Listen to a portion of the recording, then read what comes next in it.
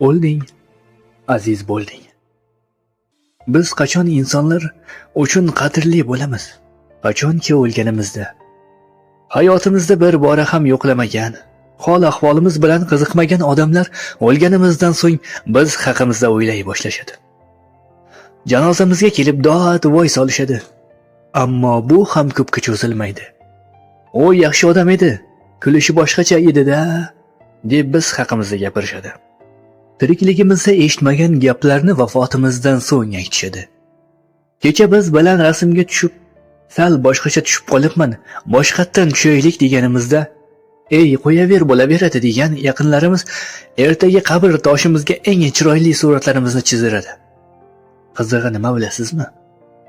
Agar bir joyi noto'g'ri chizilgan bo'lsa, rassom bilan tortishishadi. "Chiroyli qilib chizing" deb turib olishadi.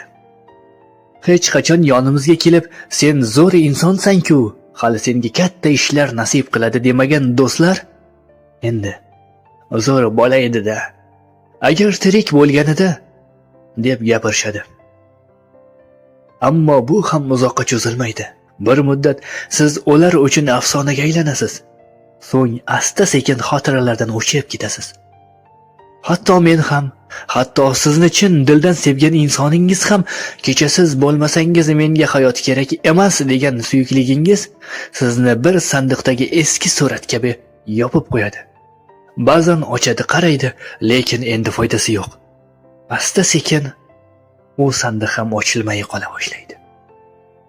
Agar siz bir ilmiy ish qoldirgan inson bo'lmasangiz, unutilishingiz juda tez bo'ladi. Lekin shu qisqa muddat ichida ko'p tilga olinishingiz mumkin. Ko'p davralarda siz haqingizda suhbatlar bo'ladi. Yana bir bor ko'rsam aytardim, yaxshi ko'rardim deguvchilar ko'payadi. Kecha sizni ko'rishga ko'zi yo'q do'stingiz ham endi sizni davrasida ko'rishni istaydi. Biz odamlar nega shundaymiz? Nega borimizda qadrlamaymiz? Nega his-tuyg'ularimizni yaqinlarimizga aytmaymiz? Birgina araz bilan rishtalarni uzamiz. O'lgach esa yana ko'rsam edi deb armon qilamiz. Axir tirikligimizda har birimizni qadrlab yashash mumkin-ku. Yoki biz yonimizdagilarni yo'qotishimiz mumkinligini anglamaymizmi? Axir bu yolg'on dunyoda bir kuni kelib hammamiz ketamiz. Ketgunimizcha bir-birimizni qadrlab yashashimiz kerak.